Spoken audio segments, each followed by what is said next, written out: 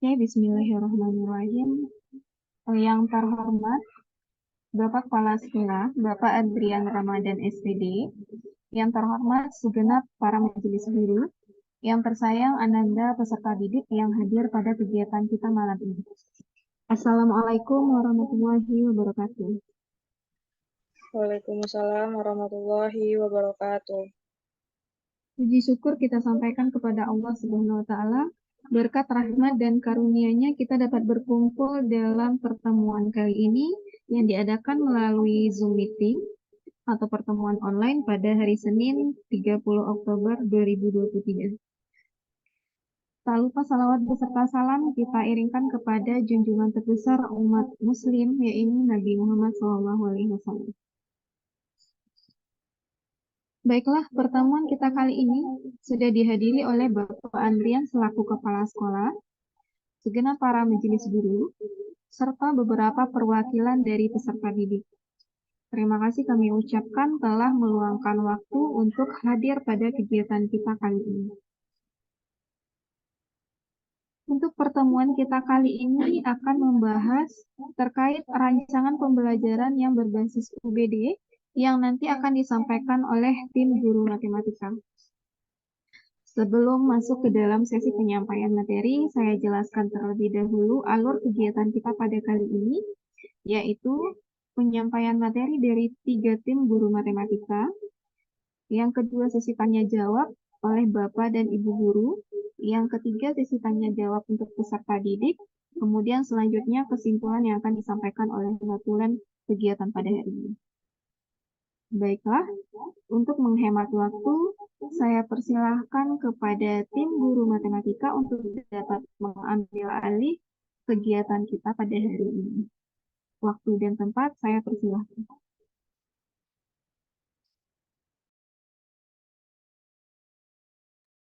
Bismillahirrahmanirrahim. Assalamualaikum warahmatullahi wabarakatuh. Waalaikumsalam. Baiklah, di sini saya dari tim guru akan menjelaskan rancangan UBD kami, yaitu pada materi barisan aritmatika. Tahapan UBD yang pertama yaitu tahap 1 hasil yang diinginkan. Tujuan yang ditetapkan adalah yang pertama peserta didik. Maaf sebelumnya, Ira.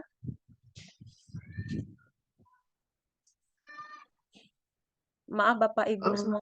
Minta tolong kepada host untuk mengizinkan share screen.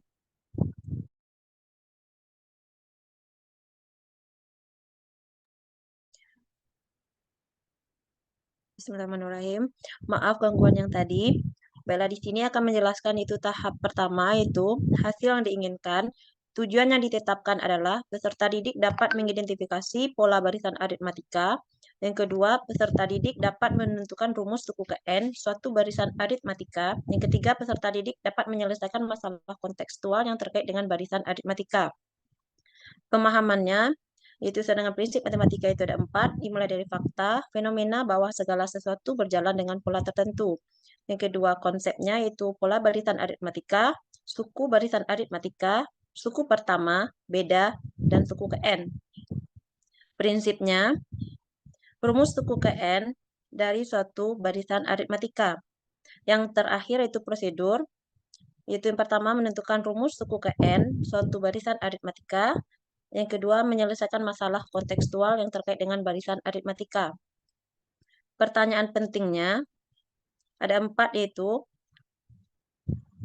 apa itu pola bilangan? Apakah pola bilangan termasuk barisan aritmatika? Apa ciri-ciri dari barisan aritmatika? Dan bagaimana menentukan suku ke N pada barisan aritmatika? Itulah tahap 1, yaitu hasil yang diinginkan. Lanjut, tahap 2 menentukan bukti penilaian. Tugas kinerjanya yang untuk siswa itu dapat mendemonstrasikan pemahaman yang diinginkan, yaitu pada LKPD nanti terlampir. Kriteria apa sebagai penilaian juga terlampir. Bukti penilaiannya adalah tugas mandiri yang termuat dalam LKPD. Bagaimana siswa merefleksikan dan menilai sendiri pembelajaran yang telah mereka lakukan juga terlampir dalam LKPD. Tahap ketiga yaitu rencana pembelajaran. Yang pertama itu kegiatan pendahuluan. guru mempersiapkan peserta didik baik secara fisik maupun psikis untuk mengikuti kegiatan pembelajaran dengan berdoa dipimpin oleh ketua kelas, disapa dan ditanya keadaannya serta dicek kehadirannya. Yang kedua, peserta didik mengerjakan tes kemampuan awal berkaitan dengan materi pola bilangan, diagnostik kognitif, yaitu terlampir.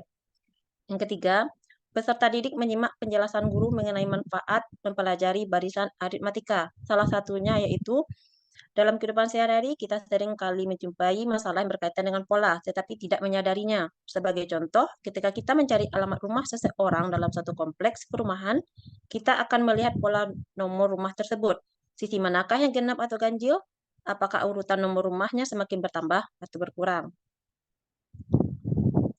Berikut adalah pola dari bilangan perumahan tersebut. Yang keempat itu, peserta didik menerima informasi terkait materi dan tujuan pembelajaran yang akan dicapai pada pertemuan tersebut.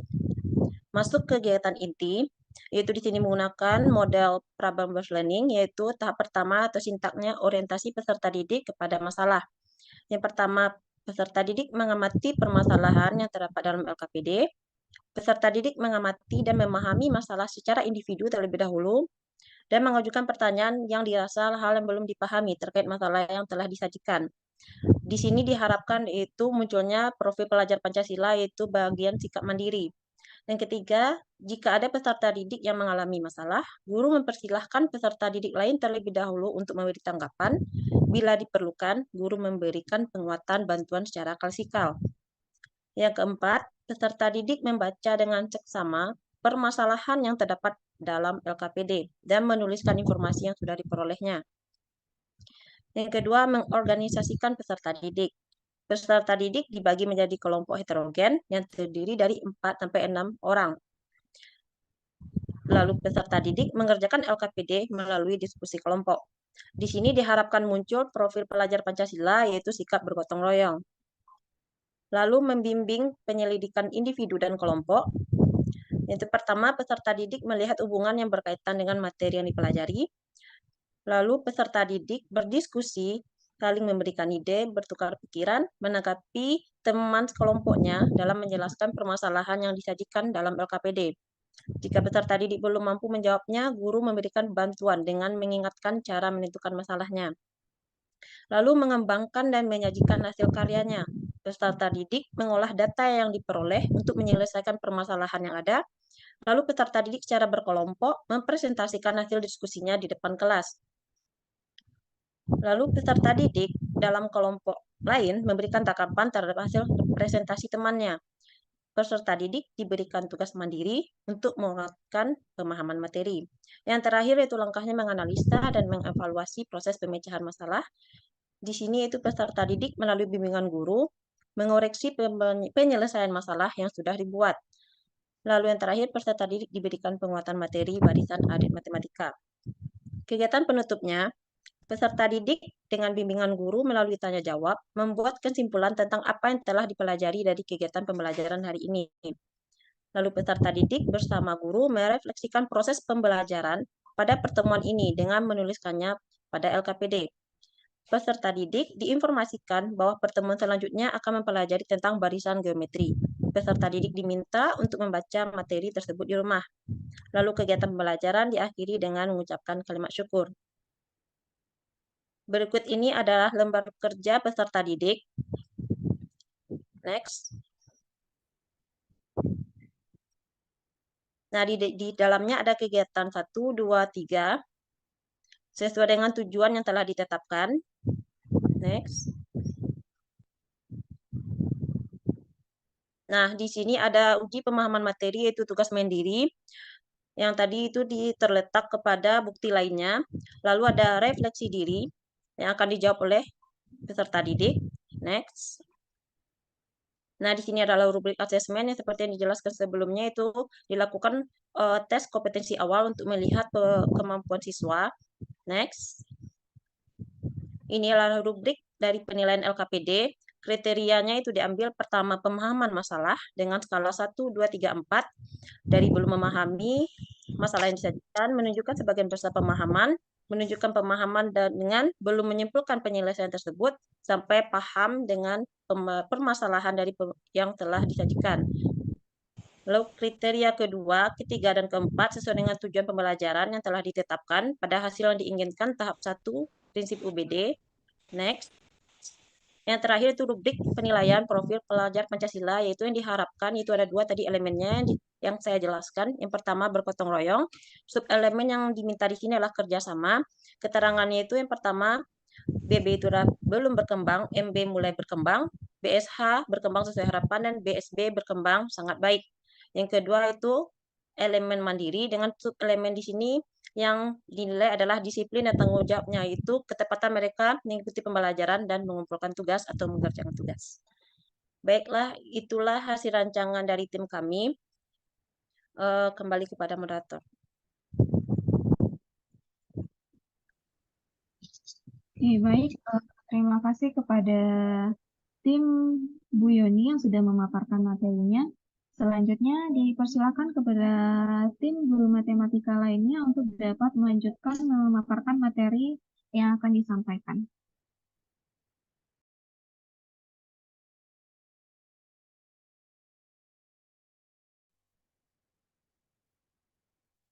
Assalamualaikum warahmatullahi wabarakatuh. Waalaikumsalam warahmatullahi wabarakatuh. Di sini saya akan menyampaikan mengenai rancangan UBD dengan mengambil salah satu materi pembelajaran pada jenjang SMP. Sebelumnya, izinkan saya untuk share screen dulu ya, Bapak dan Ibu.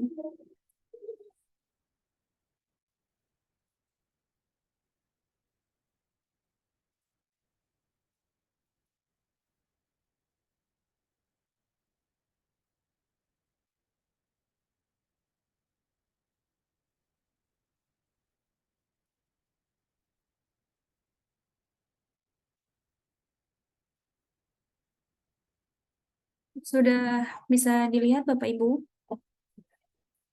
Sudah, Pak. Oke, di sini mengenai kerangka rancangan UBD pada jenjang SMP, materi perbandingan senilai dan berbalik nilai. Pada tahap 1 mengenai hasil yang diinginkan, di sini ada tujuan yang ditetapkan, yaitu melalui kegiatan pembelajaran berdiferensiasi menggunakan model problem-based learning, dengan bantuan LKPD diharapkan peserta didik dapat menggunakan pengertian perbandingan dalam penyelesaian masalah terkait perbandingan senilai dan berbalik nilai. Adapun di sini yang menjadi konten pemahaman dalamnya adalah teori-teori dari beberapa pertanyaan yang penting, yaitu apa itu perbandingan, apa perbandingan senilai, apa perbandingan berbalik nilai, bagaimana contoh perbandingan senilai dalam kehidupan sehari-hari, dan bagaimana contoh perbandingan berbalik nilai dalam kehidupan sehari-hari. Jika tujuan tersebut dapat tercapai, maka peserta didik akan tahu pengertian perbandingan senilai dan berbalik nilai, serta akan tahu juga cara menyelesaikan masalah berkaitan dengan perbandingan senilai dan berbalik nilai. Dan pada nantinya, peserta didik akan dapat menyelesaikan masalah berkaitan dengan perbandingan senilai dan berbalik nilai. Karena pada di atas dijelaskan bahwa ini merupakan pembelajaran berdiferensiasi, maka dari kesiapan belajar, proses, dan produknya berdiferensiasi pula.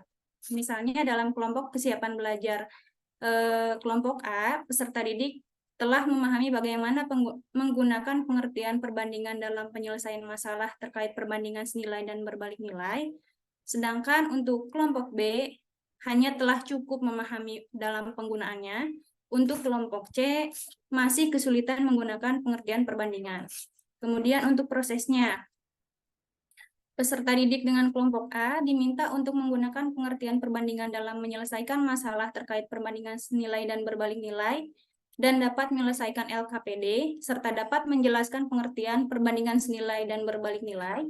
Berbeda dengan kelompok B, di mana guru sesekali datang untuk memfasilitasi, memastikan tidak ada miskonsepsi, dan untuk kelompok C, guru akan memberikan pendampingan dalam proses ini. Untuk produknya sama, peserta didik mampu menjelaskan pengertian perbandingan senilai dan berbalik nilai berupa hasil pada LKPD. Kemudian tahap 2 yaitu menentukan bukti penilaian. Di sini tugas kinerjanya adalah berupa LKPD. dari masing-masing kelompok itu berbeda, dengan asesmennya itu bisa berupa asesmen diagnostik, yang di dalamnya bisa kognitif dan non-kognitif. Kemudian asesmen proses pembelajaran berupa LKPD, tugas mandiri, tugas kelompok, dan penilaian harian.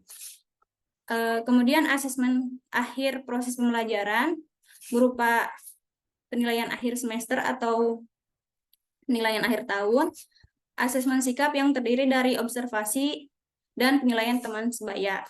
Untuk refleksinya kita langsung contohkan, misalnya di sini ada beberapa pertanyaan untuk ditanyakan kepada siswa seperti materi apa yang sudah dipelajari pada pembelajaran hari ini, apakah materi disampaikan, didiskusikan, dan dipresentasikan dalam pembelajaran dapat Ananda pahami, jika belum, bagian mana yang belum dipahami, dan seterusnya.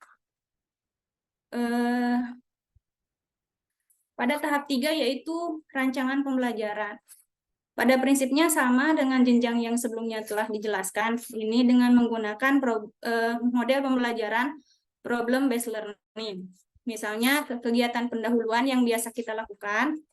Kemudian ini pada apersepsi, di mana ada template where to yang biasa digunakan dalam tahap 3 yaitu rancangan pembelajaran. Di sini ada melakukan tanya jawab materi prasyarat yaitu bilangan bulat yang merupakan bagian dari Taylor. Kemudian ada motivasi. Guru menyampaikan kompetensi yang akan dicapai dan manfaatnya dalam kehidupan sehari-hari berkaitan dengan materi perbandingan senilai dan berbalik nilai. Ini merupakan bagian dari where, bagaimana prosesnya, dan apa manfaatnya nanti setelah diberikan. Dan kegiatan motivasi lain. Kemudian di kegiatan inti, karena tadi menggunakan model pembelajaran problem based learning, di sini ada sintaks orientasi peserta didik pada masalah yang termasuk ke dalam bagian hold. Di sini karena LKPD-nya dibedakan, maka orientasinya dibedakan pula. Kemudian ada bagian dari mengorganisasikan peserta didik untuk belajar. Kegiatannya berupa peserta didik menerima LKPD, kemudian secara bersama melihat video pembelajaran sebagai bahan awal literasi digital, kemudian siswa akan mengerjakan LKPD secara berkelompok. Dan sintaks selanjutnya yaitu membimbing penyelidikan individu maupun kelompok. Ini bagian dari masih hold juga. Kemudian ada langkah kegiatan memastikan peserta didik mencermati LKPD yang telah dan permasalahan yang ada di dalamnya, serta mendiskusikan dan melakukan tanya jawab terkait pekerjaan LKPD. Ini bagian dari equip. Langkah selanjutnya, pada sintaks mengembangkan dan menyajikan hasil karya. Ini masih template equip juga. Kemudian yang terakhir, sintaks yang terakhir yaitu menganalisis dan mengevaluasi proses pemecahan masalah.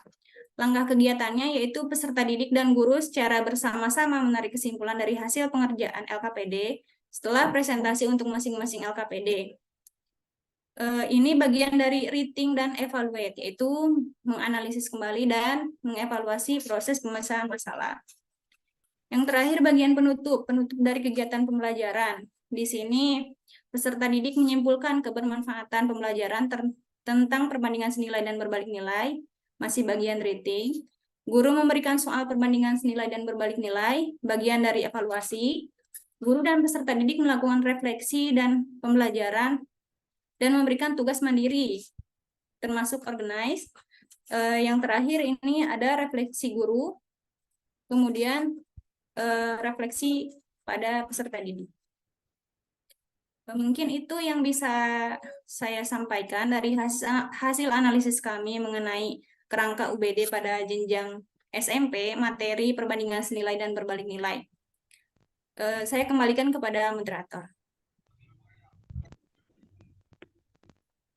Oke, baik. Terima kasih Bu Emma sudah memaparkan materi yang sudah dirancang sebelumnya. Kemudian kita ke tim guru terakhir. Silahkan Bu untuk dapat menyampaikan dan memaparkan materi yang sudah dirancang sebelumnya.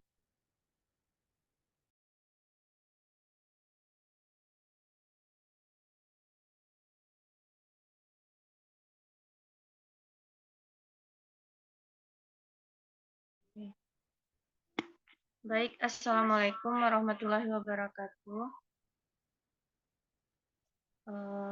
Di sini saya akan membahas tentang rancangan UBD tingkat SMA untuk materi perbandingan trigonometri.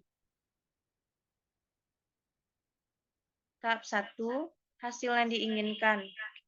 Tujuan yang ditetapkan yaitu yang pertama, peserta didik mampu menyebutkan perbandingan trigonometri pada segitiga siku-siku. Yang kedua, peserta didik mampu menjelaskan konsep perbandingan trigonometri pada segitiga siku-siku.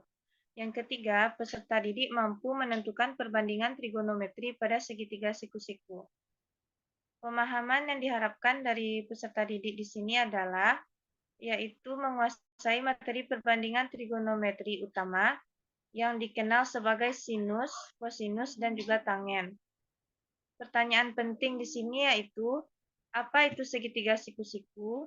Benda apa saja yang berbentuk segitiga siku-siku?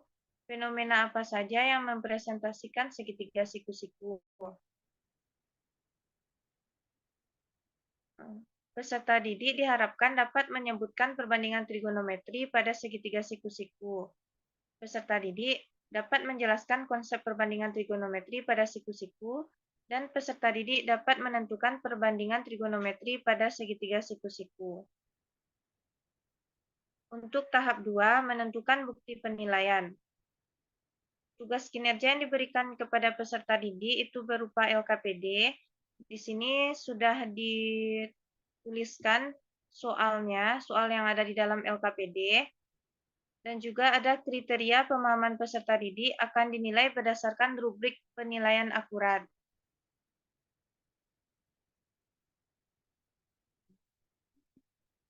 Untuk bukti lainnya itu berupa penugasan dan refleksi diri siswa. Pada bagian refleksi diri siswa ini, yang akan ditanyakan, apa yang telah kamu pelajari setelah melakukan pembelajaran pada materi ini? Apakah kamu sudah menguasai seluruh materi pelajaran yang telah dilakukan? Manfaat apa yang kamu rasakan setelah mempelajari materi ini? Selanjutnya, tahap 3, rencana pembelajaran. Pada rencana pembelajaran ini, dimulai dengan pembukaan, peserta didik melakukan doa dan bersyukur sebelum belajar, guru memeriksa kehadiran peserta didik, dan meminta peserta didik untuk mempersiapkan perlengkapan dan peralatan yang diperlukan. Peserta didik menerima informasi tentang kompetensi, ruang lingkup materi, dan tujuan yang diharapkan. Kemudian, peserta didik diajak bernalar kritis dan saling mengamati dan menganalisis jawaban sesuai pertanyaan berikut. Apa itu segitiga siku-siku? Benda apa saja yang berbentuk segitiga siku-siku? Fenomena apa saja yang mempresentasikan segitiga siku-siku? Apakah dalam representasi tersebut seluruh panjang diketahui? Jika tidak, bagaimana mencari panjang sisi yang belum diketahui? Selanjutnya, kegiatan inti. Kegiatan inti, guru membagi peserta didik menjadi beberapa kelompok. Kemudian peserta didik dalam kelompok mengamati bahan ajar yang telah disediakan. Guru membagikan LKPD kepada peserta didik, dan guru memotivasi peserta didik untuk menuliskan dan menanyakan permasalahan yang belum dipahami. Kemudian, peserta didik melakukan diskusi dalam kelompok masing-masing. Peserta didik melakukan eksplorasi kegiatan yang ada pada lembar kerja peserta didik. Dan guru mengarahkan peserta didik dalam kelompok untuk menyelesaikan permasalahan dengan cermat dan teliti. Setelah itu, peserta didik bersama kelompok memeriksa kembali hasil pekerjaan yang telah dilakukan. Peserta didik diminta menyiapkan hasil diskusi kelompok, kemudian peserta didik diminta menentukan perwakilan kelompok untuk menyajikan atau mempresentasikan laporannya di depan kelas. Lalu, peserta didik yang lain diminta untuk memberikan tanggapan dan saran. peserta didik bersama guru melakukan refleksi dan penguatan untuk membuat kesimpulan dari materi yang telah dipelajari. Bagian penutup, peserta didik mengerjakan asesmen formatif yang diberikan guru. Guru menggunakan metode tanya jawab, siswa bersama guru melakukan evaluasi melalui refleksi mengenai pembelajaran yang dilakukan hari ini.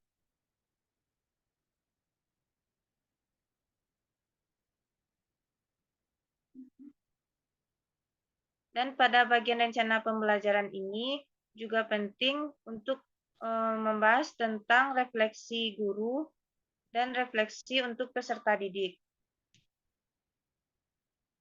Mungkin itu saja yang bisa saya sampaikan. Saya kembalikan kepada moderator. Oke, baik. Terima kasih Bu Megati sebagai perwakilan dari tim guru yang ketiga. Oke, itulah tadi pemaparan materi kita pada hari ini, Bapak dan Ibu, serta peserta didik semuanya, terkait rancangan pembelajaran UPD. Kemudian kita masuk ke alur kegiatan kita selanjutnya, yaitu kami persilahkan kepada Bapak Kepala Sekolah, yaitu Bapak Andrian Ramadan SPD, untuk dapat memberikan saran, kritikan, tanggapan terhadap penyampaian materi yang sudah disampaikan oleh tim guru matematika kita. Kepada Bapak, waktu dan tempat disilahkan. Baiklah, terima kasih kepada moderator dan juga terima kasih kepada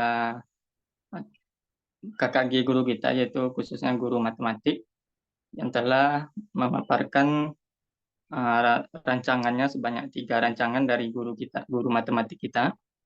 Untuk kedepannya kita berharap bahwa guru-guru lain pun juga berlomba-lomba lah dalam membuat ini. Jadi mungkin bisa jadi pada pertemuan selanjutnya itu nanti ada dari Bapak Ibu guru lain lagi yang menampilkan. Nah, itu yang kita harapkan dari kegiatan kita seperti ini. Dan juga kepada peserta didik kami yang hadir pada hari ini. Nah, seperti inilah Bapak Ibu guru Ananda itu membuat agar proses pembelajaran itu selalu menjadi lebih baik setiap waktunya. Nah, inilah yang dikerjakan oleh guru-guru Ananda di sekolah setiap waktunya. Nah, dari yang telah dipaparkan tadi sebanyak 3 rancangan, sebenarnya semuanya sudah bagus ya Bapak Ibu ya. Namun ada beberapa hal yang akan saya beri masukan, yaitu yang pertama dari kelompok KKG yang dibuat oleh Bu Yoni, Bu Regita, sama Bu Yusfira. Sebenarnya ini sudah bagus ya Bapak Ibu, sudah lengkap, malah disertai dengan contoh LKPD-nya. Namun yang perlu saya beri masukan itu, perlu tekankan itu adalah bahwa pada soal kontekstualnya itu apakah cukup gitu, cuman satu soal saja diberi anak-anak kita atau peserta didik kita itu mengerjakannya. Apakah cuman dengan satu soal itu, apakah kita sudah bisa memastikan bahwa peserta didik kita itu sudah dapat memahaminya? Nah, mungkin ke depannya itu saya minta itu soal untuk kontekstualnya itu lebih diperbanyak lagi, karena tujuan capaian pembelajaran kita itu pada akhir untuk materi ini kan adalah siswa itu mampu menyelesaikannya dalam masalah kontekstual. Nah, justru di sini yang saya lihat itu cuma satu soal saja pada uji pemahaman materinya, tugas mandirinya. Nah, itu kita belum dapat menggambarkan bahwa anak itu memahami gitu. Kalau cuma satu soal. Nah, kedepannya mungkin perbaikannya mungkin bisa ditambah lagi soal kontekstualnya.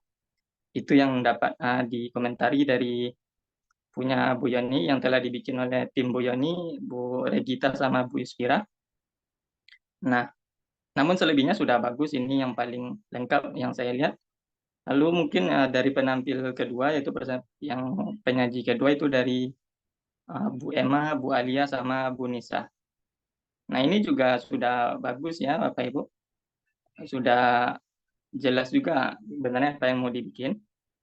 Namun ada juga beberapa hal yang perlu diberi masukan, yaitu sama seperti tadi, yaitu pada tugas kinerja. Itu pada LKPD kelompok A, B, dan C itu cuman dalam tugas kinerjanya itu masing-masingnya cuman satu soal saja. Jadi apakah kalau anak itu sudah mengerjakan satu soal, kita menganggap anak itu sudah paham? Nah, belum tergambar sama kita kan. Jadi ke depannya itu juga sama, itu tambah lagi soalnya yang dalam bentuk kontekstual ini. Itu dalam pada tahap 2 menilai bukti penilaiannya ke depannya itu. Lalu untuk tahap 3 yaitu rancangan pembelajarannya dari yang dibikin oleh Bu Emma, Bu Alia sama Bu Nisa, yaitu pada alokasi waktunya ini mohon Bapak Ibu itu lebih diteliti lagi alokasi waktunya. Setelah tadi saya melihatnya itu sangat banyak sekali, ini sudah pembelajarannya ini sudah berapa menit ini. Jadi mohon untuk alokasi waktunya itu lebih perbaiki lagi ya Bapak Ibu yang telah dibikin tadi, karena alokasi waktunya ini sangat jauh berlebih. Setelah saya hitung ini 150 menit ini. Pada pembelajaran kita ya paling 2 JP saja begitu kan. Nah, jadi ini sangat jauh kali berlebihnya. Mungkin itu yang masukan dari saya untuk yang telah dirancang oleh Bu Emma, Bu Alia sama Bu Nisa. Lalu dari yang terakhir itu dari yang telah dipaparkan oleh Ibu Melati, Ibu yang telah dibikin oleh Bu Melati, Bu Finda sama Bu Nadia Tul. Ini juga sudah bagus juga sebenarnya. Namun ada beberapa masukan juga, sekaligus saya ingin bertanya juga bahwa apakah memang ini dalam tujuan pembelajaran ini tidak perlu kita memasukkan anak-anak tuh pencapaiannya tidak perlu dalam memahami soal kontekstual gitu. Karena di sini tidak ada dibikin anak-anak tuh tujuan pembelajarannya itu peserta didik dapat menentukan perbandingan trigonometri. Atau mungkin ini cuma untuk satu pertemuan saja. Ini juga masukan untuk ketiga rancangan tadi. Kedepannya ini karena memang cuma dibuat hanya untuk satu pertemuan. Jadi ke depannya itu saya berharapnya itu kita membuatnya itu satu CP full Bapak Ibu. Bukan cuma untuk satu pertemuan saja. Jadi satu CP itu kita buat semuanya gitu sampai berakhir CP materi itu berakhir ke depannya yang saya harapkan. Nah, jadi mungkin yang telah dibikin oleh Ibu Nadia Tul, Bu Melati sama Bu Finda ini mungkin hanya untuk satu pertemuan saja. Mungkin dari rancangan sebelumnya juga mungkin membuatnya juga satu pertemuan. Nah, mungkin bisa jadi untuk kontekstualnya itu di pertemuan saja. Namun ada lagi hal yang saya komen, yaitu yang saya beri masukan itu pada rancangan pembelajarannya Bapak Ibu, yaitu walaupun kita menggunakan model bermacam-macam model ya Bapak Ibu, namun jangan sampai kita melupakan apa yang ada pada kegiatan pendahuluan, kegiatan inti, pada kegiatan penutup. Jangan sampai kita menghilangkan hal-hal yang memang sudah seharusnya ada di situ Bapak Ibu, walaupun tidak dijelaskan dalam model pembelajaran yang akan kita gunakan. Di sini saya melihat tidak adanya anak tuh di peserta didik kita itu diberikan persepsi Bapak Ibu. Memang dalam model yang kita gunakan itu tidak diterangkan Bapak Ibu, namun dalam kegiatan pendahuluan itu memang harus ada, jadi tidak perlu harus model kita tidak ada bikin ini, bukan berarti persepsi itu tidak ada ya Bapak Ibu, yang tetap harus ada dalam kegiatan pendahuluan apapun model yang akan kita gunakan pembelajaran. Lalu juga tidak ada mengaitkan materi kita pada kehidupan sehari-hari. Nah, itu juga termasuk ke dalam salah satu kegiatan pendahuluan Bapak Ibu, sama seperti persepsi tadi, walaupun tidak dijelaskan dalam model PPL. Nah, jadi Bapak Ibu, kedepannya yang ingin merancang rancangan pembelajaran itu jangan sampai kita melupakan hal-hal yang seperti itu Bapak Ibu. Apa yang harus ada dalam kegiatan pendahuluan jangan sampai kita hilangkan. Gara-gara kita mengikuti model pembelajaran yang kita bikin. Nah, kegiatan penutup jangan sampai pula kita nanti melupakan kita itu akan menyimpulkan pembelajarannya. Nah, jadi itu saja mungkin masukan dari saya untuk Bapak Ibu yang telah menampilkan rancangannya, dan juga mungkin untuk Bapak Ibu guru lain juga kalau kedepannya ingin membuat seperti ini. Nah, marilah kita Bapak Ibu berlomba-lomba membuat rancangan pembelajaran ini agar peserta didik kita itu belajarnya menjadi menyenangkan Bapak Ibu, dan juga proses pembelajaran di sekolah kita ini semakin lama semakin bagus dan semakin meningkat Bapak Ibu. Nah, sekali lagi saya apresiasi kepada guru matematik kita yang telah membuat 3 rancangan ini dan telah menampilkan kepada kita semua Bapak Ibu. Diharapkan ke depannya lagi itu kita berharap dari guru-guru lain lagi ya Bapak Ibu. Mungkin saya tutup, dikembalikan kembali kepada moderator. Oke, baik. Terima kasih Pak Adrian. Eh, Pak Adrian sudah memberikan motivasi kepada kita, Bapak dan Ibu Guru, untuk dapat berlomba-lomba dalam membuat rancangan sesuai yang sudah dipaparkan tadi oleh tim guru matematika. Kemudian juga ada beberapa masukan yang singkat, padat, dan jelas yang dapat kita terapkan nanti ketika kita membuat rancangan pembelajaran selanjutnya. Oke, kita lanjut ke alur kegiatan kita selanjutnya, yaitu di sini kita akan buka sesi tanya jawab. Untuk sesi tanya jawab kali ini saya buka untuk Bapak dan Ibu para majelis guru terlebih dahulu. Untuk Ananda peserta didik mohon bersabar dulu karena nanti akan ada kebagian waktu untuk tanya jawabnya. Oke, mungkin untuk termin pertama ini kita buka 3 pertanyaan terlebih dahulu. Silakan kepada Bapak dan Ibu Guru, jika ada yang ingin bertanya boleh silakan aktifkan raise hand pada kolom Zoom-nya. Kemudian nanti saya akan panggil nama Bapak Ibu untuk dapat menyampaikan pertanyaan.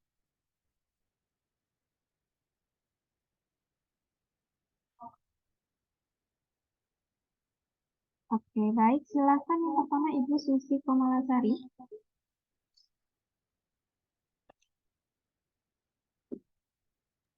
Oke, baik.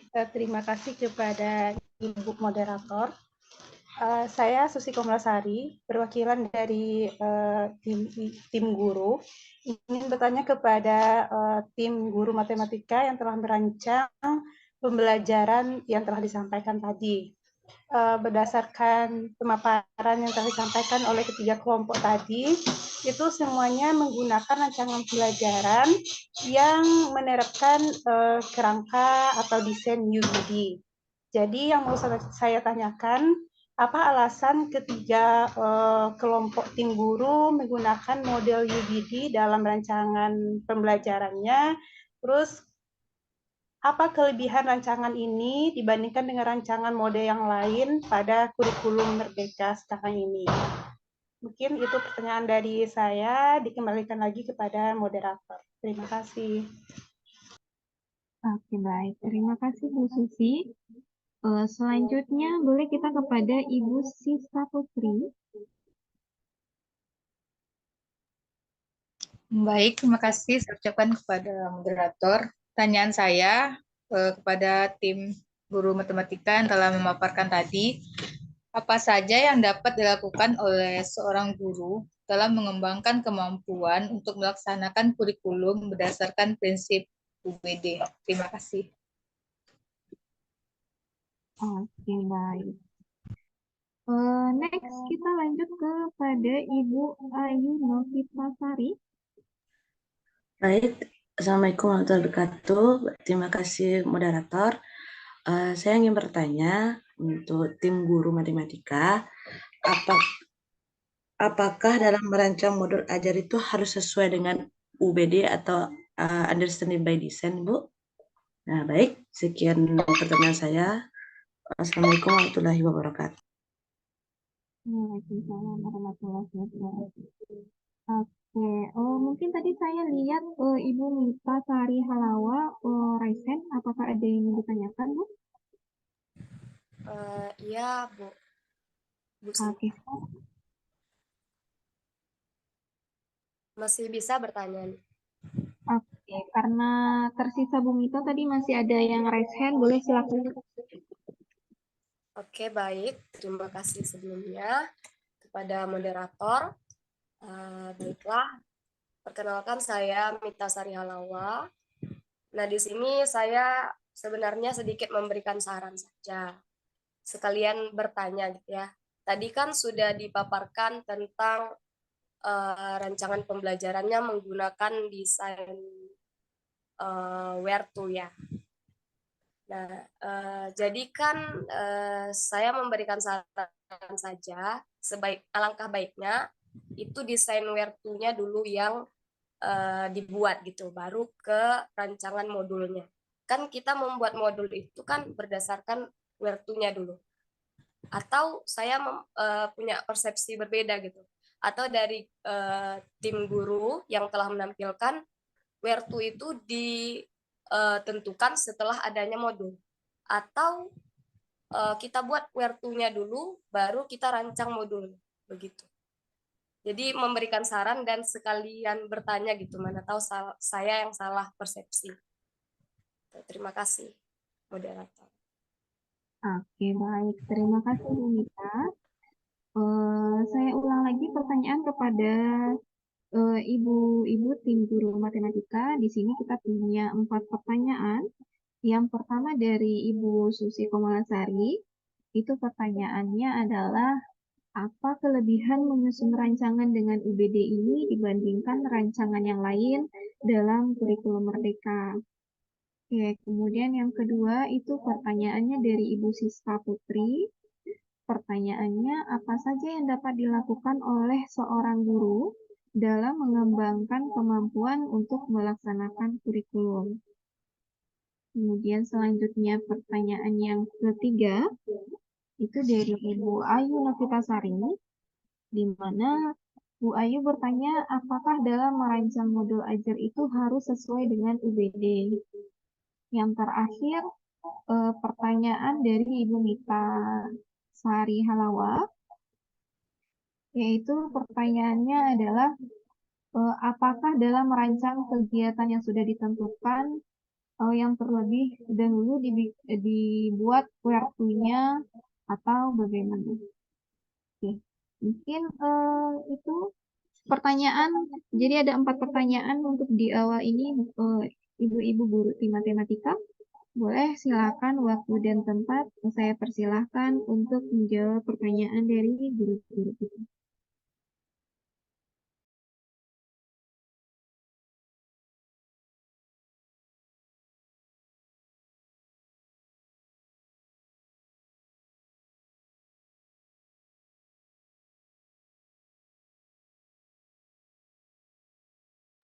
Izin moderator. Oke, silakan Bu Gita. Baik, terima kasih kepada Ibu moderator. Saya sebagai salah satu perancang rancangan UBD terkait barisan aritmatika, yaitu Ibu Regita ingin menjawab pertanyaan dari salah satu pertanyaan yang diberikan tadi, yaitu Ibu Siska. Pertanyaannya ialah apa saja yang dapat dilakukan oleh seorang guru dalam mengembangkan kemampuan untuk melaksanakan kurikulum. Nah, menurut saya, seorang guru dapat melakukan sejumlah langkah untuk mengembangkan kemampuannya dalam melaksanakan kurikulum dengan lebih efektif. Yang pertama, guru dapat terus meningkatkan kepemahaman mendalam tentang kurikulum yang mereka ajarkan. Ini termasuk memahami tujuan, standar, dan pedoman terkait dengan kurikulum tersebut. Yang kedua, guru dapat mengembangkan keterampilan pedagogik yang lebih baik melalui pendidikan profesional, pelatihan, dan kolaborasi dengan sesama guru. Ini mencakup penggunaan berbagai metode pengajaran, strategi, evaluasi pendidikan. Selanjutnya, guru juga bisa berkomunikasi secara teratur dengan sesama guru, baik juga dengan kepala sekolah, dengan staf pendidikan, untuk memastikan bahwa implementasi kurikulum berjalan dengan lancar dan konsisten. Kolaborasi dan pertukaran pendapat serta pengalaman ini dapat membantu kita sesama guru untuk mengidentifikasi masalah dan menemukan solusi yang terbaik. Terima kasih kepada moderator. Saya kembalikan kepada moderator. Oke, baik. Itu tadi jawaban dari Ibu Gita. Jika ada Bapak dan Ibu guru lainnya ingin menambahkan, dipersilahkan.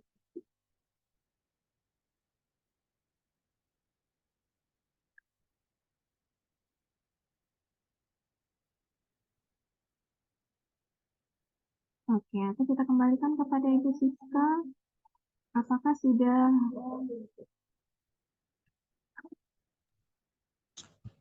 Baik, terima kasih kepada Bu Gita yang telah menjawab pertanyaan yang saya berikan tadi.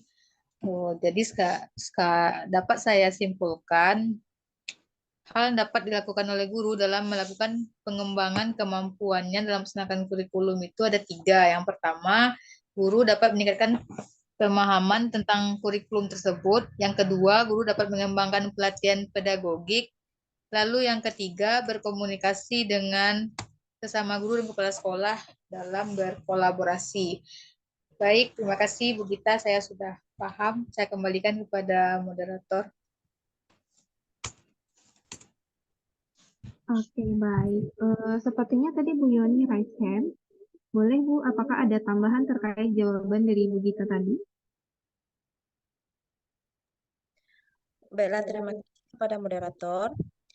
Di sini saya ingin menambahkan, untuk mengembangkan kemampuan guru, sebenarnya sudah dibuat oleh pemerintah kita, itu ada peran platform Merdeka Mengajar. Di sana guru bisa untuk terus belajar dan mengembangkan kompetensinya kapanpun dan dimanapun guru itu berada. Dan kita tahu ada 3 fungsi platform Merdeka Mengajar itu. Yang pertama itu sebagai guru untuk pedomannya bagian apa, model-model yang akan digunakan atau metode strategi berarti bagian pengajarannya. Yang kedua di situ juga tempat guru juga mengeksplor karya tulisnya atau karya dari strategi yang telah ditemukannya di lapangan yang sesuai dengan kebutuhan peserta didik. Jadi sama-sama kita tahu PMM, platform Merdeka Mengajar yang sudah dibuat oleh pemerintah kita ini dapat digunakan sebaik mungkin karena di sana juga sudah lengkap dari asesmennya, dari modul ajarnya, dan juga dari beberapa strategi pembelajaran yang telah ditemukan oleh guru yang sudah berpengalaman dan profesional sebelumnya.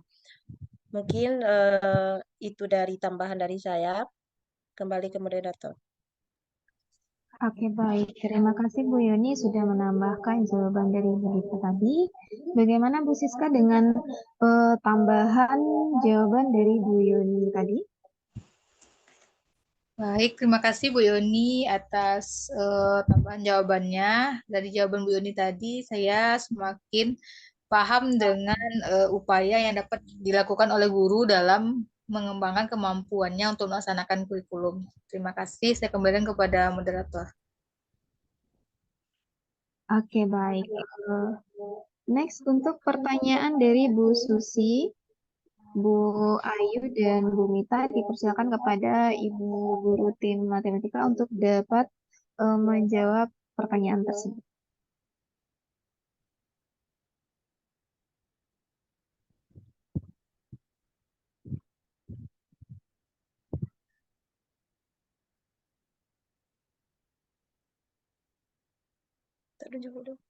Izin menjawab pertanyaan dari Bu Ayu, Bu. Oke, boleh. Silakan Bu Fira. Pertanyaan dari Bu Ayu adalah, apakah merancang modul ajar harus selalu menggunakan UBD? Menurut saya, UBD ini merupakan salah satu pendekatan yang dapat membantu memastikan efektivitas dari modul. Karena dari UBD ini kita menentukan hasil yang ingin kita peroleh dulu sebelum menentukan kegiatan pembelajarannya, sehingga fokusnya lebih jelas. Namun, tidak selalu wajib untuk menggunakan UBD dalam merancang modul. Beberapa pertimbangan yang dapat diperhatikan seperti tujuan pembelajaran, konteks dan kurikulum, fleksibilitas, dan kesiapan dari guru tersebut. Untuk itu perlu diperhatikan bahwa dalam merancang modul itu yang perlu diperhatikan adalah pembelajarannya yang efektif dan bermanfaat bagi siswa. Jika rancangan UBD tersebut sesuai dengan tujuan dan sesuai dengan kesiapan guru, maka dapat dipertimbangkan untuk menggunakannya. Namun, merancang modul itu perlu merancang modul yang bagus adalah yang mendukung pemahaman siswa dan mencapai tujuan dari pembelajaran. Sekian jawaban dari saya. Terima kasih. Oke, baik. Terima kasih kepada Ibu Fira terkait jawabannya. Bagaimana kepada Bu Ayu? Baik, moderator, terima kasih Kak Yusfira sudah menjelaskan apakah kita harus menggunakan UBD. Sepertinya sesuai dengan tujuan pembelajaran kita atau rancangan pembelajaran kita ya Bu. Baik, saya sudah mengerti. Saya akan kembalikan ke moderator. Oke, baik. Terima kasih Bu Ayu.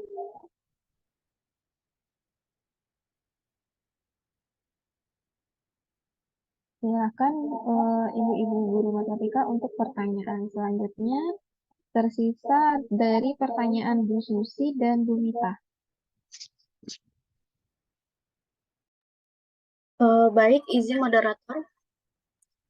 Oke, silakan Bu Nadia. Oke, saya akan menjawab pertanyaan dari Ibu Susi terkait apa kelebihan dari menyusun rancangan dengan menggunakan understanding by design dibanding rancangan yang lain dalam kurikulum Merdeka. Nah, pendekatan UBD ini memiliki beberapa kelebihan dibandingkan dengan beberapa pendekatan rancangan kurikulum lainnya. Adapun beberapa kelebihan UBD tersebut, yang pertama yaitu UBD menempatkan pemahaman konsep sebagai pusat dari pembelajaran. Nah, hal ini dapat memastikan bahwa siswa tidak hanya menghafal konsep, tetapi juga memahami konsep-konsep yang lebih dalam dan kaitannya dengan dunia nyata atau kehidupan sehari-hari. Yang kedua, pendekatan UBD ini dapat mendorong siswa untuk dapat berpikir kritis dan analitis. Dalam perancangan UBD, pertanyaan pemantik dan pertimbangan reflektif itu menjadi elemen penting yang dapat membantu siswa dalam mengembangkan kemampuan berpikir. Yang ketiga, dalam UBD, tujuan pembelajaran itu ditentukan terlebih dahulu dan semua aspek pembelajaran itu didesain untuk mencapai tujuan tersebut. Nah, hal ini dapat memastikan bahwa semua komponen kurikulum itu memiliki keterkaitan yang kuat. Selanjutnya, kelebihannya yaitu UBD ini memungkinkan pengajar untuk merancang penilaian yang lebih bermakna dan sesuai dengan tujuan pembelajaran. Nah, hal ini membantu menilai apakah siswa tersebut benar-benar memahami materi. Sekian jawaban dari saya kembalikan kepada moderator. Oke, baik. Terima kasih Bu Nadia sudah memaparkan jawaban terkait pertanyaan Bu Susi. Kemudian dikembalikan kepada Bu Susi. Apakah sudah bisa memahami terkait jawaban yang diberikan Bu Nadia? Baik, terima kasih atas jawaban yang telah diberikan oleh Ibu Nadia. Jadi dari jawabannya tadi dapat saya simpulkan bahwa UBD digunakan di dalam kurikulum Merdeka itu lebih baik dibandingkan dengan desain atau model rancangan yang lain, karena pada UBD lebih ditekankan kepada pemahaman konsep siswa dibandingkan penghafalannya. Terus selanjutnya dapat mendorong siswa untuk berpikir lebih kreatif, dan semua aspek didesain berdasarkan tujuan yang telah ditentukan terlebih dahulu pada UBD sehingga komponennya saling berkaitan. Selanjutnya, penilaian pada UBD lebih bermakna karena penilaiannya dirancang sesuai dengan tujuan yang telah ditetapkan terlebih dahulu. Oke, baik. Mungkin pertanyaan saya sudah terjawab. Saya kembalikan lagi kepada moderator. Oke, baik. Selanjutnya pertanyaan dari Bu Mita.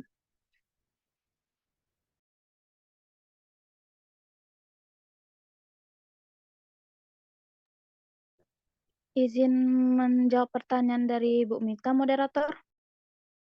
Oke, silakan Bu. Oke, saya alias Nadia dari tim guru akan mencoba menjawab pertanyaan dari Ibu Mita, yaitu apakah dalam merancang kegiatan yang ditentukan terlebih dahulu WRT-nya atau dari modul yang ditentukan?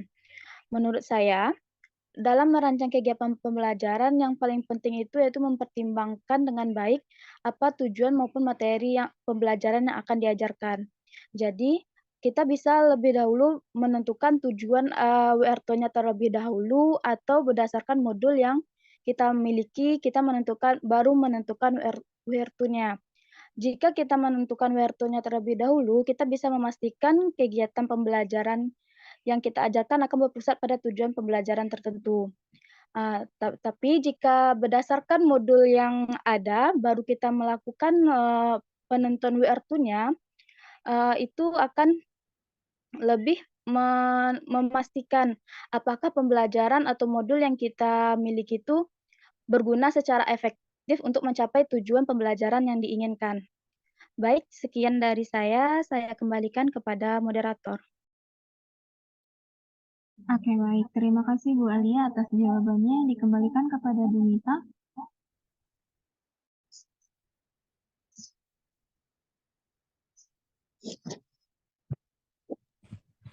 Baik, terima kasih atas jawabannya, Bu Alia.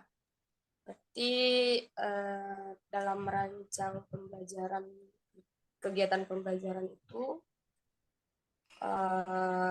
jika kita membuat where to-nya terlebih dahulu, itu kita bisa memastikan lagi capaian tujuan pembelajaran yang kita buat. Terus kalau misalnya dari modul, kita tentukan mana yang waktunya, itu bisa berguna secara efektif dalam mencapai tujuan pembelajaran yang ingin dicapai. Oke, mungkin saya paham sampai situ. Ya, sekian. Terima kasih, moderator. Oke, itu tadi sesi tanya jawab yang diperuntukkan untuk Bapak dan Ibu guru. Oke, kemudian kita lanjut ke sesi selanjutnya atau kegiatan kita selanjutnya adalah sesi tanya jawab dari Ananda Ibu semuanya atau peserta didik. Dipersilahkan kepada Ananda jika ada yang ingin bertanya, boleh silakan raise hand terlebih dahulu. Nanti namanya akan Ibu panggil, kemudian sampaikan pertanyaannya.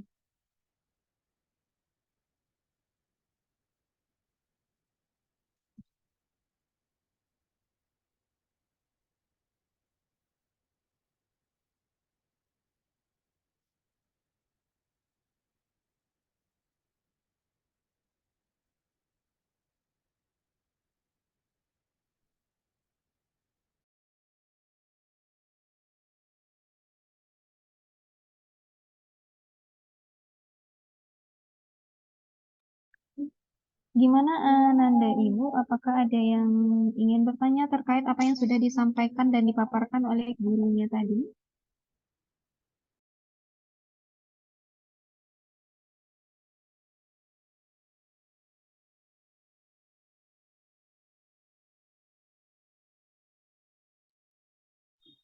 Baik, Ibu, izin bertanya, Bu. Oke, silahkan.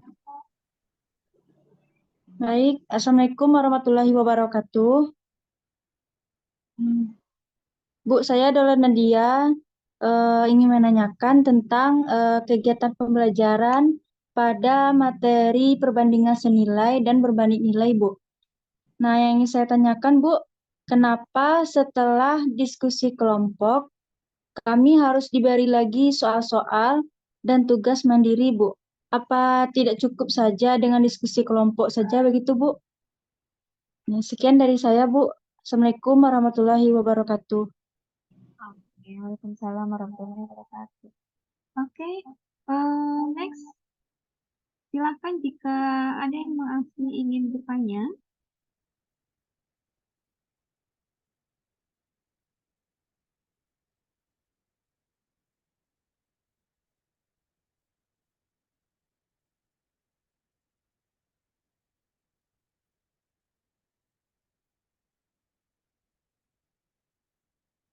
Oke, tadi dari pertanyaan Ananda Dula tadi menyampaikan bahwa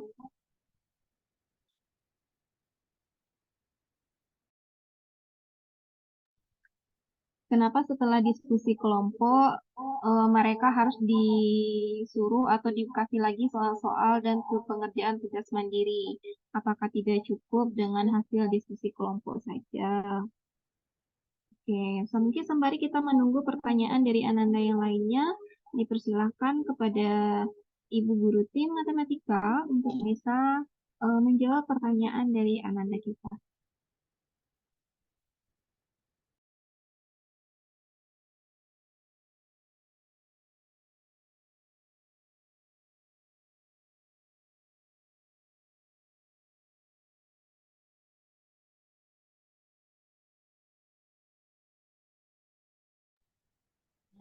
Izin menjawab, moderator. Oke, silakan Bu. Baiklah, terima kasih. Perkenalkan, saya Fitria Tunisa, saya dari tim guru yang merancang pembelajaran perbandingan senilai dan berbanding nilai Nah, untuk pertanyaan dari Ananda Dola, kenapa harus ada latihan individu setelah berdiskusi? Nah, dalam diskusi, yang diukur itu adalah keterampilan peserta didik dalam berdiskusi secara berkelompok.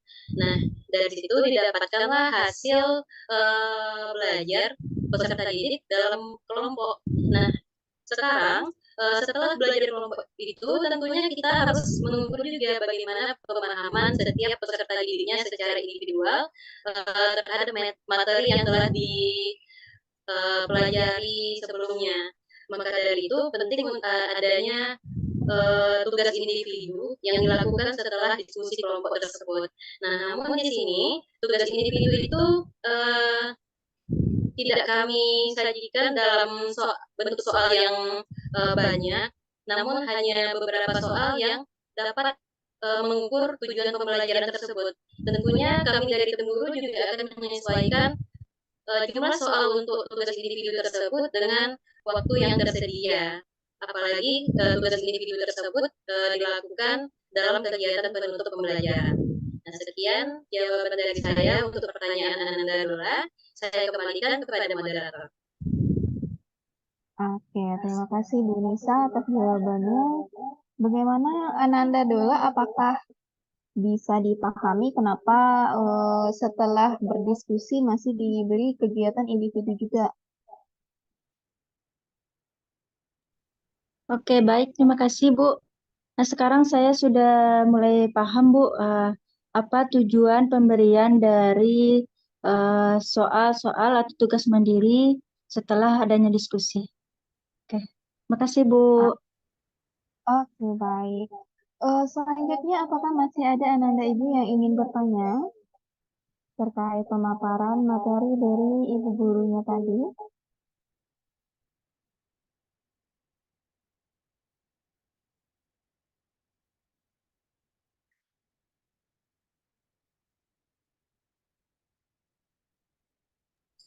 Izin bertanya, Bu. Oke, boleh silakan. Baik, Assalamualaikum warahmatullahi wabarakatuh. Waalaikumsalam. Perkenalkan, nama saya Seni Angdiri, Bu. Di sini saya bertanya mengenai kegiatan pembelajaran yang dipaparkan oleh guru-guru tadi ya, Bu. Jadi saya mohon penjelasannya mengapa dalam kegiatan pembelajaran tersebut kita sering menggunakan cara berdiskusi kelompok. Lalu tujuan dari kegiatan tersebut apa ya, Bu? Mohon penjelasannya. Terima kasih. Oke, baik. Terima kasih Ananda Sheni. Jadi pertanyaan dari Ananda Sheni itu kenapa mereka selalu disuruh diskusi kelompok nih, Bu? Dalam setiap tugas apapun, mata pelajaran apapun, selalu disuruh diskusi kelompok. Nah, mungkin itu pertanyaannya. Dipersilakan kepada ibu-ibu tim guru, mungkin bisa menjawab pertanyaan dari Ananda kita.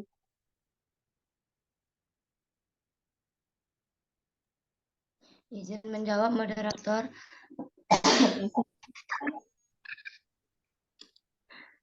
Baiklah, saya Farja Agustinda, guru matematika akan menjawab pertanyaan dari Ananda Seni. Mengapa kegiatan pembelajaran itu selalu menggunakan diskusi dan apa tujuannya. Nah, dengan diskusi itu dapat melibatkan dan mengajak siswa untuk aktif serta berpartisipasi dalam proses pembelajaran. Kemudian, dengan diskusi itu dapat membantu siswa dalam mengembangkan keterampilan berbicara dan dapat saling bertukar ide dan menyampaikan pendapatnya. Kemudian tujuan dari kegiatan diskusi itu adalah untuk meningkatkan partisipasi siswa, mengembangkan keterampilan berbicara dan berpikir kritis, serta meningkatkan pemahaman terhadap materi pembelajaran. Sekian jawaban dari saya kembalikan ke moderator. Oke, baik. Terima kasih Bu Vinda atas jawabannya. Dikembalikan kepada Ananda Sheni, apakah sudah menemukan jawabannya kenapa setiap hari selalu disuruh diskusi dan apa tujuan dari diskusi tersebut? Baik, terima kasih Bu atas jawabannya. Jadi banyak juga ya Bu ya manfaatnya. Oke, mungkin itu saja Iya. Bu. Terima kasih. Oke.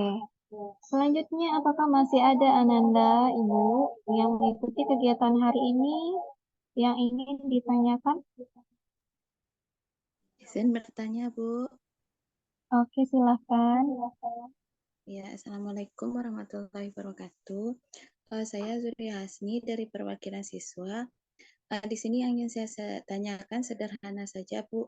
Nah, bisa jadi dalam diskusi nanti kan terjadi perbedaan pemahaman. Nah, bagaimana nanti kalau hasil yang kami paparkan itu tidak sesuai dengan yang diharapkan oleh guru? Bagaimana solusinya, Ibu? Terima kasih. Assalamualaikum warahmatullahi wabarakatuh. Waalaikumsalam warahmatullahi wabarakatuh. Oke, terima kasih.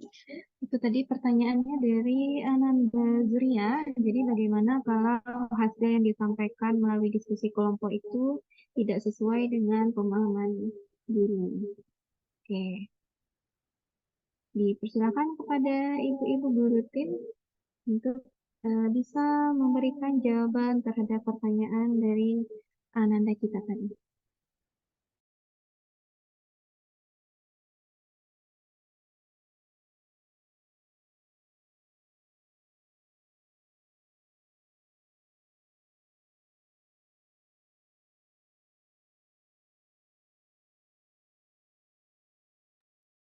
Izin menjawab, moderator. Oke, silakan.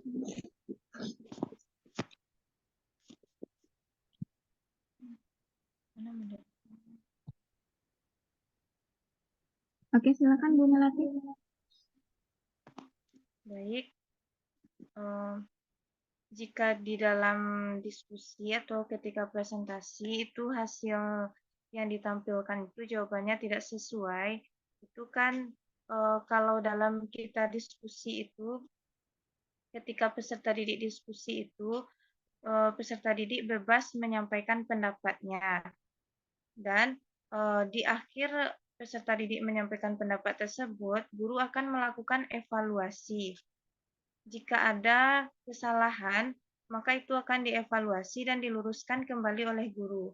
Jadi di sanalah peran guru, bahwa guru perlu mengulas kembali apa yang sudah dipresentasikan oleh peserta didik tersebut, sehingga dapat disimpulkan bersama jawaban yang tepat dari presentasi tersebut. Mungkin itu yang bisa saya sampaikan. Saya kembalikan kepada moderator. Oke, baik. Terima kasih Bu Melati atas jawabannya. Bagaimana kepada Ananda Yulia? Nah, baik Bu, terima kasih ya atas jawabannya. Berarti kalau setiap kekeliruan nanti diluruskan kembali agar pemahaman peserta didik dalam satu kelas itu sama. Baik, terima kasih jawabannya Ibu.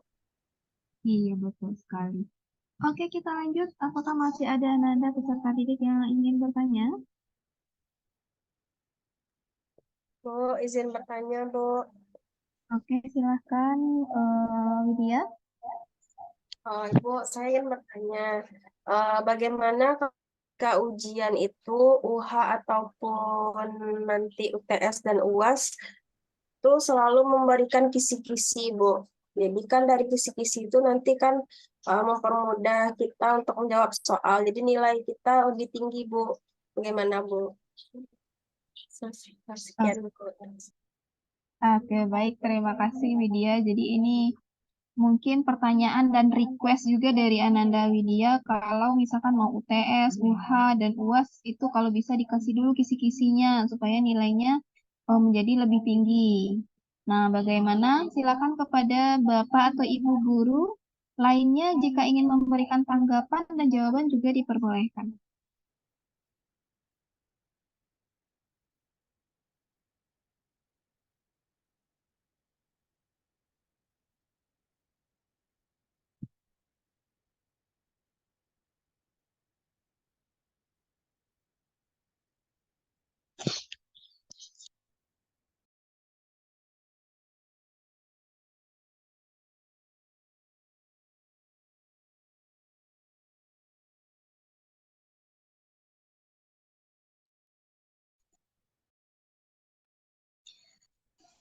Izin menjawab, Ibu Moderator. Boleh, silakan Bu Umil. Jadi tadi pertanyaan dari Ananda Widya kan terkait sebaiknya setiap ujian PH, PTS, PAS itu di request untuk selalu ada kisi-kisinya. Nah, biasanya dalam pembelajaran oleh guru, Ibu sebagai perwakilan dari guru, tentu kisi-kisi itu adalah hal yang penting untuk Ananda belajar sebelum persiapan ujian, gitu kan.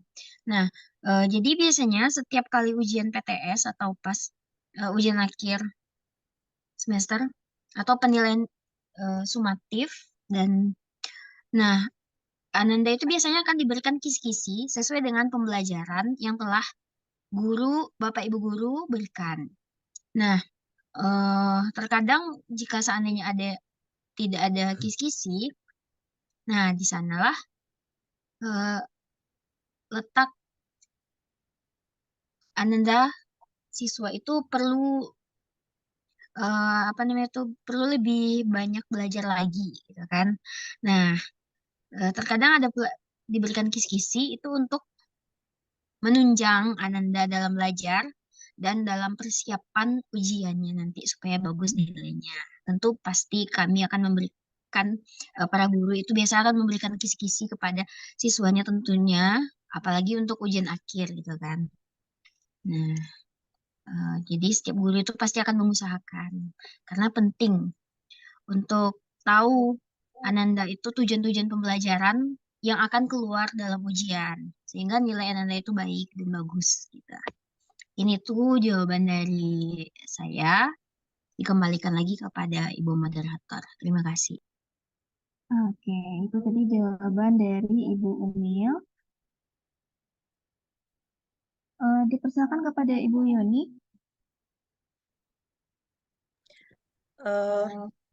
Di sini Ibu ingin menambahkan mengenai kisi-kisi soal itu sebenarnya sudah dibuat terlebih dahulu sebelum membuat soal.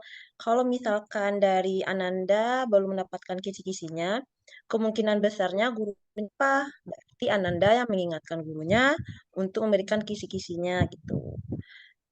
Terkadang kan gurunya juga ada yang tugasnya banyak, jadi lupa juga bagian untuk memberikan kisi-kisi sebelum ujian berlangsung nanti gitu. Jadi untuk kedepannya, Ananda Ibu semuanya, kalau misalkan gurunya lupa memberikan kisi-kisi, boleh juga untuk mengingatkan gurunya, diminta kisi-kisinya. Ibu yakin guru-guru yang ada yang di sini semuanya pasti akan memberikan kisi-kisi itu. Mungkin itu tambahan dari Ibu, kembali kepada moderator.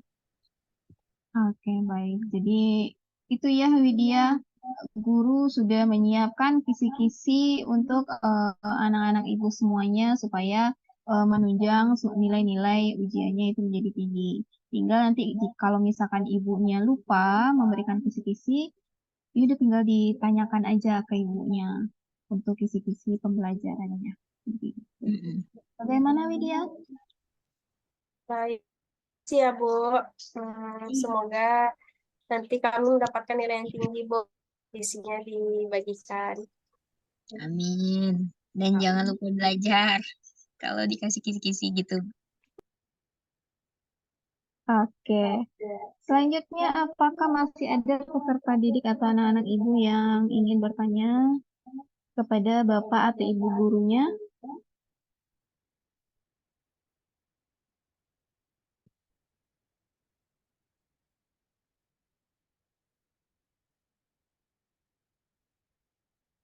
Jika masih ada yang ingin ditanyakan, boleh dipersilahkan. Ranti mau tanya, Bu. Boleh, silakan Ranti. Baik, Ibu. Perkenalkan, Bu, nama saya Wiranti Distapuri. Nah, Ranti mau tanya, Bu, kenapa kita harus belajar menggunakan LKPD, Bu? Sekian, Ibu. Oke. Itu tadi pertanyaan dari Wiranti, Bapak dan Ibu semuanya, kenapa dalam setiap pembelajaran selalu ada LKPD? Oke, berarti silakan kepada Bapak dan Ibu guru untuk menjawab pertanyaan dari Ananda kita.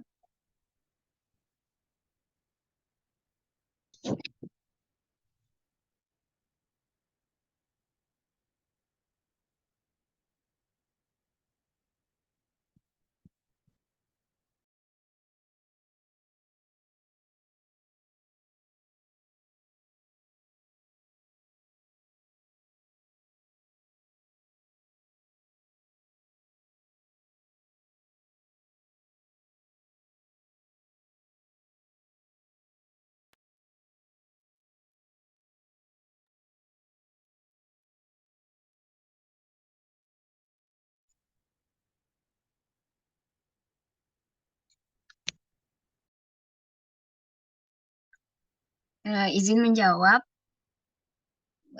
Ibu moderator. Oke, silakan Bu Umir. Oke, pertanyaan dari Wiranti itu terkait kenapa dalam setiap pembelajaran itu kita ada LKPD. Nah, dalam setiap pembelajaran itu kita tentu setiap pertemuan ada tujuan pembelajaran yang ingin dicapai gitu kan.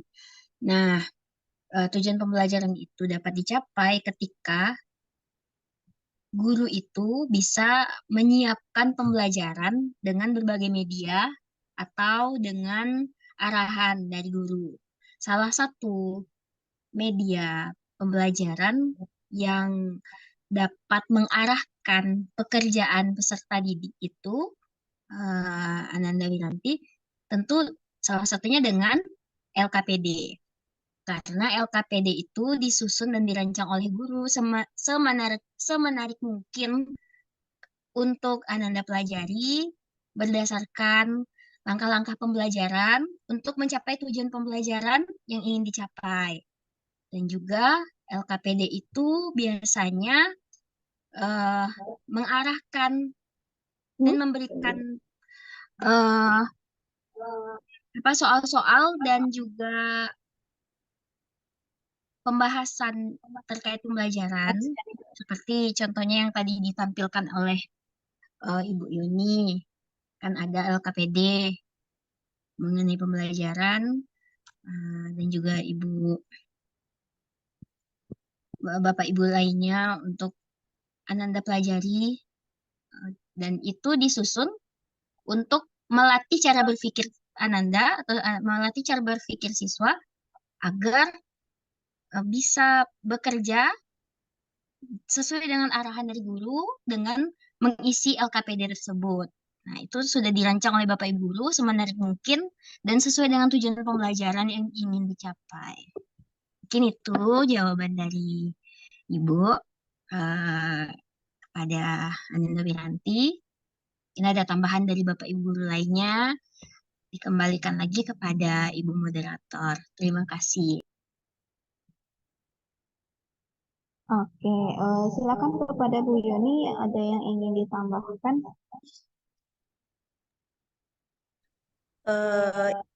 Ingin menambahkan sedikit. Anak-anak Ibu juga ada yang seperti ini ketika di kelas, ketika Ibu menyampaikan tujuan kita sekarang adalah pembelajaran yang ini, lalu tugasnya ini, bahkan ada yang lupa, Bu, apa tugas kita, Bu? Apa tadi, Bu? Nah, kalau misalkan melalui LKPD, sudah tertulis, tertata rangkaian kegiatannya. Jadi, guru bisa langsung, oh kegiatannya coba lihat halaman pertama, kegiatan belajar 1. Jadi, guru juga tidak mengulang-ulang. Jadi, itu juga alasan guru menggunakan LKPD. Jadi, ketika guru menyampaikan dengan lisan, juga ada tertulisnya di LKPD. Jadi, tidak ada pengulangan lagi. Karena kebanyakan murid, anak-anak Ibu juga pasti, Wiranti, anak Ibu juga seperti itu kan, kadang udah bertanya, Bu, sampai mana tadi Bu? Apa kegiatannya lagi Bu? Gitu.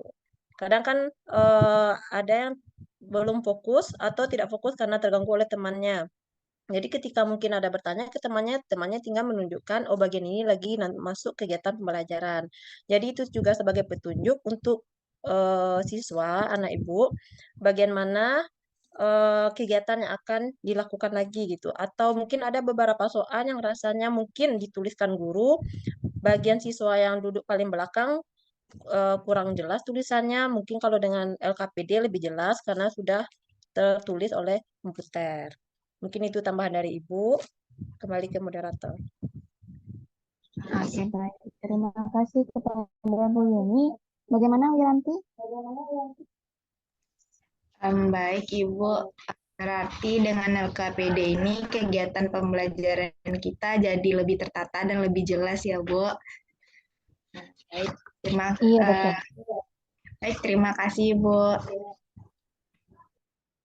Oke, sama-sama. Oke, apakah masih ada peserta didik atau Ananda Ibu yang ingin bertanya? Mau nanya boleh, Bu?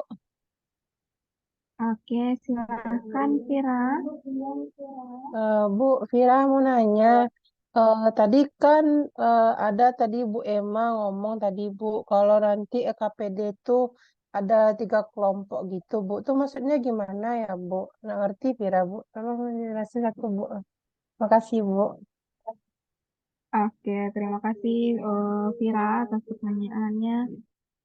Bagaimana Bu Emma? Jadi tadi katanya di LKPD Bu Emma itu dikasih 3 kelompok. Maksudnya seperti apa Bu Emma? Baik, terima kasih untuk pertanyaannya, Ananda Levira. Tadi disampaikan bahwa ada 3 jenis LKPD yang diberikan dengan masing-masing perbedaan.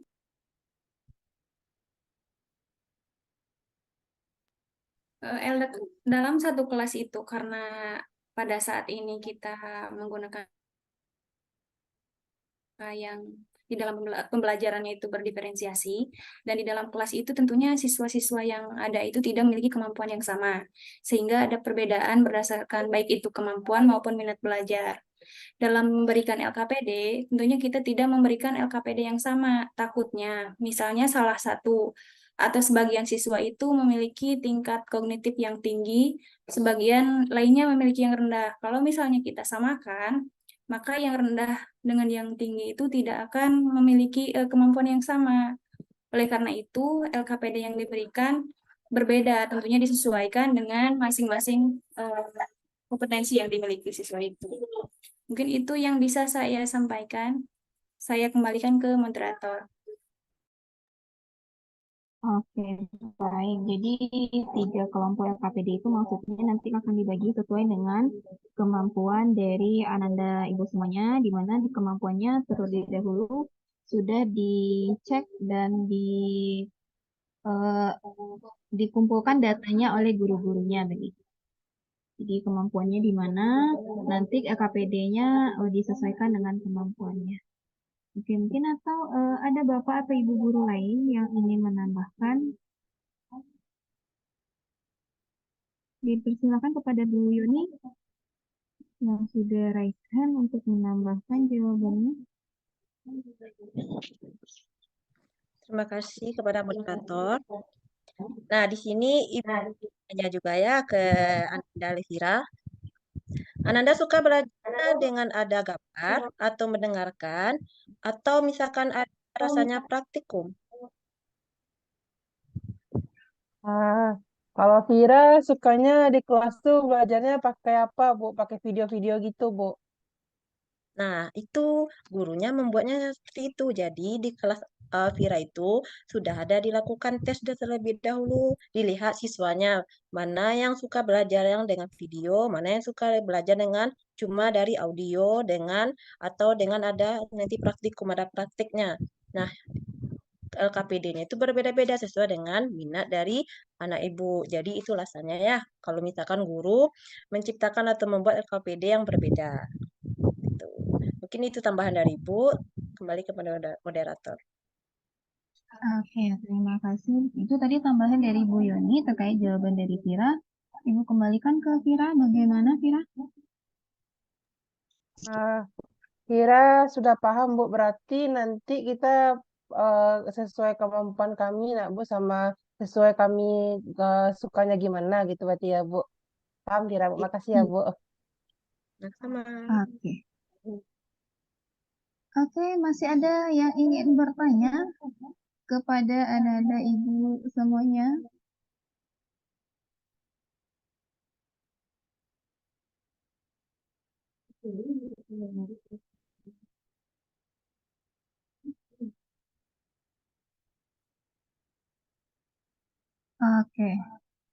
Sepertinya sudah tidak ada pertanyaan lagi ya dari perwakilan peserta didik kita atau anak-anak kita yang hadir pada pertemuan kita kali ini. Oke, mungkin kegiatan kita pada hari ini akan ditutup dengan pembacaan kesimpulan yang akan disampaikan oleh notulen kegiatan kita pada hari ini. Kepada notulen kita dipersilahkan waktu dan tempat. Baiklah, Assalamualaikum warahmatullahi wabarakatuh.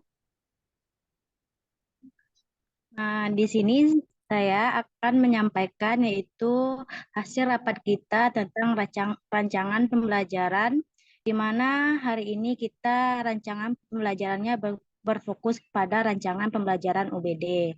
Jadi, dalam rancangan yang telah dipaparkan oleh guru, ada 3 rancangan yang ditampilkan, yaitu rancangan UBD barisan aritmatika, yang kedua itu ada rancangan perbandingan senilai dan berbalik nilai, dan yang ketiga ada rancangan perbandingan trigonometri.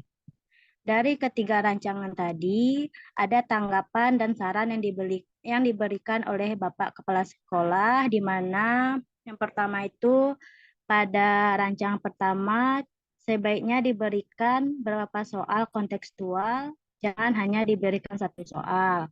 Pada rancangan kedua, sebaiknya pada kelompok di dalam LKPD A, B, dan C, soalnya juga jangan diberikan 1 dan sebaiknya ditambah lagi soal dalam bentuk kontekstual. Selanjutnya, alokasi waktunya diteliti lagi atau diperbaiki lagi.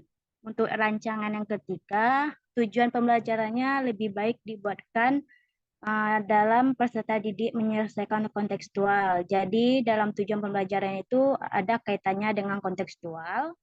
Terus untuk CP-nya kalau bisa jangan dibuat per pertemuan, kalau bisa dibuat full saja. Terus dalam langkah-langkah pembelajaran sebaiknya guru juga membuat pendahuluan dan penutup, jangan langsung ke dalam rancangan kegiatan model pembelajarannya. Seperti di dalam rancangan tersebut, Bapak Ibu guru tidak memberikan apresiasi dan mengaitkan materi dalam kehidupan sehari-hari. Dengan hal itu, sebaiknya Bapak Ibu guru harus memberikan apresiasi dan kaitan materi dengan kehidupan sehari-hari peserta didik. Jadi itu tanggapan dari Bapak Kepala Sekolah. Jadi untuk tanya jawab bisa kita simpulkan di sini. Untuk kelebihan UBD itu meningkatkan pemahaman konsep peserta didik, dapat meningkatkan berpikir kritis peserta didik, dapat meningkatkan analisis peserta didik, dan dalam UBD ini tujuan pembelajaran ditentukan terlebih dahulu dan pembelajaran menjadi bermakna, dan dalam UBD ini rancangannya harus disesuaikan dengan tujuan pembelajaran. Jadi dalam kurikulum merdeka, rancangan UBD ini adalah rancangan yang lebih baik digunakan karena rancangan ini lebih menekan kepada konsep dan dirancang sesuai dengan kebutuhan peserta didik. Terus gimana cara kita sebagai guru untuk mengembangkan kemampuan dalam melaksanakan kurikulum? Yang pertama yaitu kita meningkatkan pemahaman tentang kurikulum terlebih dahulu. Kemudian kita harus mengembangkan keterampilan dan pemahaman pedagogik. Yang ketiga, melakukan komunikasi